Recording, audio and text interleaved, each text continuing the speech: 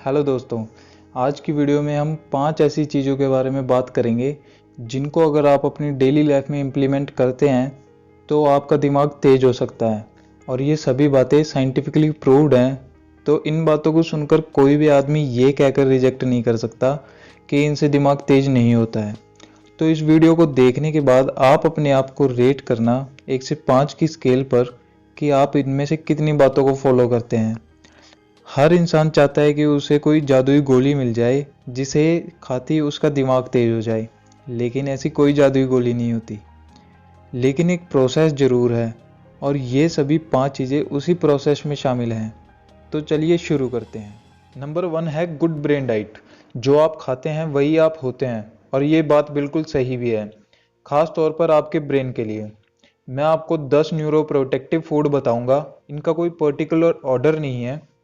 वैसे भी जब हम बात करते हैं ब्रेन डाइट के बारे में तो ज़्यादातर लोगों के माइंड में बादाम और अखरोट ही आते हैं, और ये बात बिल्कुल सही भी है, क्योंकि इनमें हाई लेवल एंटीऑक्सीडेंट होते हैं। विटामिन ई ज़्यादा होता है जो कि न्यूरॉन्स को प्रोटेक्ट करता है।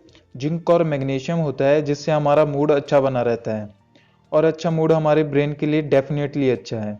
नंबर 3 है ब्लूबेरी। कई साइंटिस्ट इसे ब्रेन बेरी भी कहते हैं क्योंकि ये ब्रेन एजिंग कंडीशन कम करती है। नंबर 4 है ब्रोकली।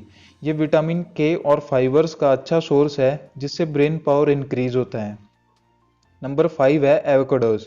इसमें मोनोसैचुरेटेड फैट होता है जिससे ब्लड फ्लो इम्प्रूव होता है, जो आपके ब्रेन के लिए काफ़ी अच्छा होता है। नंबर 6 है एग्स। इसमें मेमोरी इम्प्रूव करने वाला कोलाइन होता है, ओमेगा 3 और कई तरह के विटामिन होते हैं जो कि हमारे ब्रेन के लिए अच्छे हैं। नंबर 7 है कोकोनट ऑयल। इसमें मीडियम चेन फैट होता है जो कि हमारी बॉडी में फैट बर्निंग प्रोसेस को फास्ट करता है, जिससे हमारी ब्रेन पर अच्छा असर पड़ता है। नंबर 8 है हरी सब्जियां। कोई भी हरी सब्जी जैसे पालक, मेथी, जो कि विटामिन ई और फोलिक एसिड का बहुत अच्छा सोर्स होती हैं, और इन दोनों चीज़ों से ब्रेन का डेवलपमेंट होता है। नंबर 9 है हल्दी। हल्दी एंटीऑक्सीडेंट के लेवल को बढ़ाती है, इम्यून सिस्टम हेल्दी रखती है, ब्रेन में ऑक्सीजन भी मेंटेन करती है जिससे हमारी अलर्टनेस बनी रही। नंबर 10 है डार्क चॉकलेट्स। इससे फोकस इंप्रूव होता है। डार्क चॉकलेट खाने से बॉडी में एंडोर्फिन रिलीज होता है, और ये हमारे मूड को अच्छा बनाने के लिए जिम्मेदार होता है। नंबर 2 पर आती है स्लीप। अच्छी नींद से दिमाग को फ़ायदा पहुंचाने वाली बहुत सी बातें हैं, जैसे कि अच्छी नींद से हमारी short term memory long term memory में कंसोलिडेट होती है। इसे अगर हम आसान भाषा में समझना चाहें तो कई बार हमारे साथ ऐसा होता है कि 5 मिनट पहले हमने कोई चीज़ कहाँ रखी है, हम 5 मिनट बाद ही भूल जाते हैं।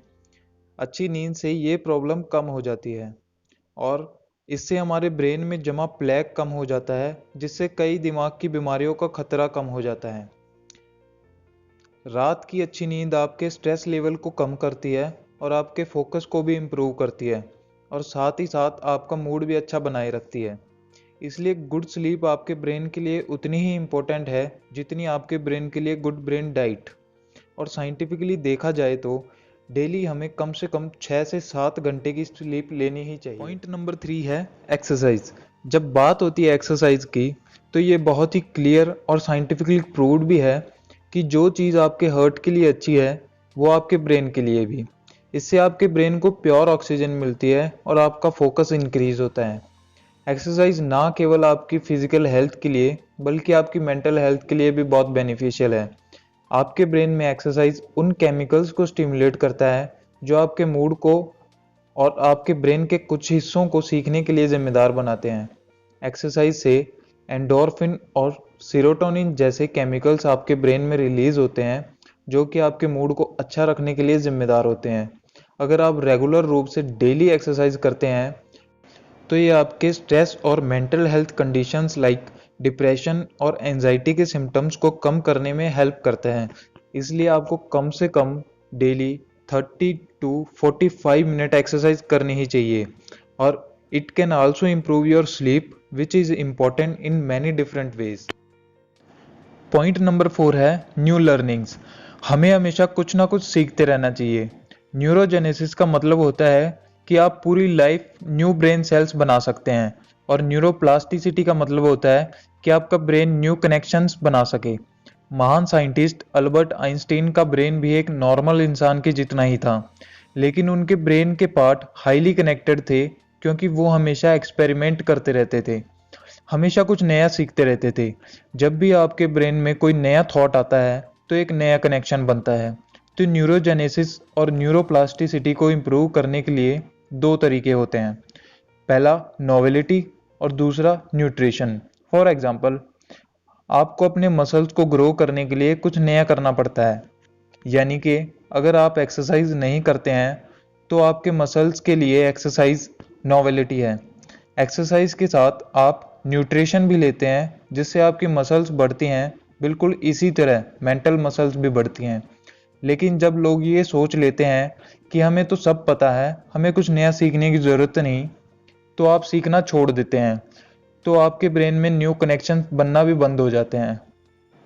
इसलिए अगर आप भी चाहते हैं कि आपके ब्रेन में न्यू कनेक्शंस बनते रहें हमेशा, तो आप कुछ ना कुछ सीखते रहें, हमेशा कुछ नया सीखने की कोशिश करें।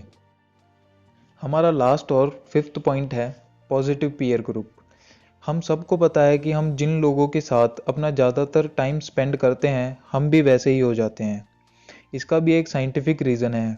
हमारे सिस्टम में मिरर न्यूरॉन्स होते हैं, और जब आप कोई खेल या मूवी देख रहे होते हो तो आप भी वैसा ही फील करने लगते हो जैसा उस खेल का खिलाड़ी या मूवी का कैरेक्टर फील करता है। हमारे ये मिरर न्यूरॉन हमेशा लोगों की नकल करते रहते हैं। तो जिसके साथ आप समय बिताते हो वैसे ही आप इसलिए हो जाते हो क्योंकि उनकी आदतें, उनके बिहेवियर, उनके सोचने का तरीका भी कॉपी करने लग जाते हो।